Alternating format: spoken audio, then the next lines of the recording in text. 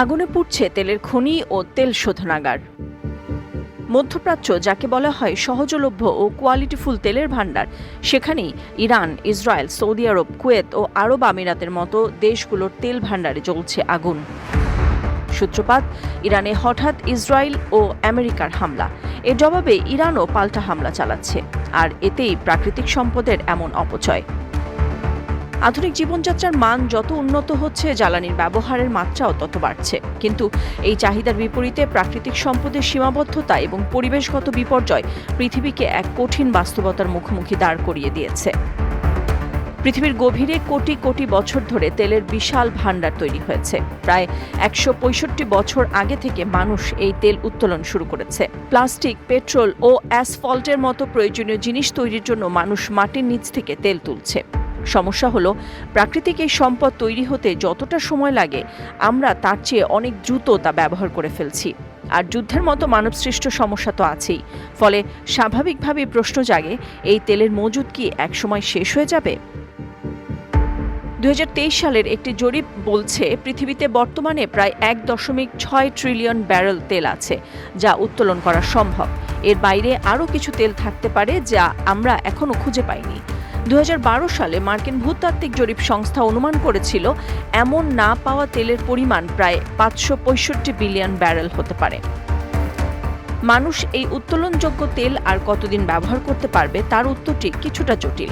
কয়েক দশক ধরে বিশেষজ্ঞরা বলে আসছেন, বর্তমান মজুদের উপর ভিত্তি করে প্রায় ৫০ বছরের তেল অবশিষ্ট আছে। আশ্চর্যের বিষয় হলো, গত কয়েক বছর ধরে এই হিসাবটা প্রায় একই জায়গায় আটকে আছে। এর কারণ হলো তেল ফুরিয়ে যাওয়ার সময় হিসাব করার পদ্ধতি। বর্তমানে মাটির নিচে তেলের পরিচিত মজুদ কতটুকুন আছে, তাকে প্রতি বছর সারা বিশ্বে তেলের মোট চাহিদা দিয়ে ভাগ করে এই সময় বের করা হয়। আমরা প্রতি বছর যেমন নতুন নতুন তেল ক্ষেত্র খুঁজে পাচ্ছি, তেমনি ব্যবহারের হারও বাড়ছে। ফলে নতুন তেল পাওয়ার হার ও ব্যবহারের হার সমান হওয়ায় অবশিষ্ট সময়ের হিসাবটা খুব একটা বদল হচ্ছে না। তবে বিশ্লেষকদের মতে একসময় এই ভারসাম্যে পরিবর্তন আসবে, কারণ তেল খুঁজে পাওয়ার ও তা মাটির নিচ থেকে তোলার হার সবসময় এক থাকে না।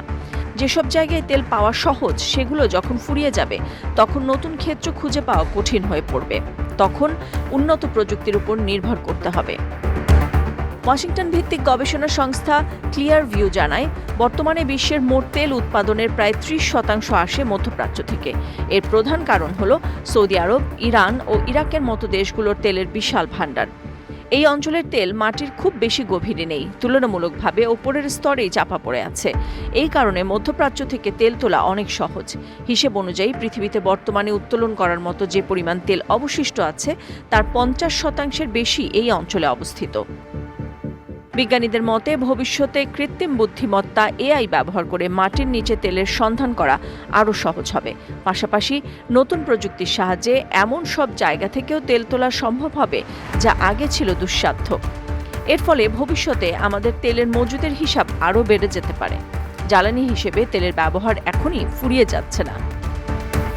বিশ্লেষকরা উদ্বেগ প্রকাশ করে বলেন, কোনো সম্পদই অফুরন্ত নয়। তাই তেলের এই সহজলভ্যতা একসময় শেষ হবেই। তাই অতিরিক্ত খরচ ও অমিতব্যয়ী না হয়ে তেলের সুষ্ঠু ব্যবহারের দিকে নজর দেবার আহ্বান তাদের। যুদ্ধে জয় পেতে এভাবে প্রাকৃতিক সম্পদ ধ্বংসের পথে না হাঁটার পরামর্শ দিয়েছেন জ্বালানি বিশেষজ্ঞরা।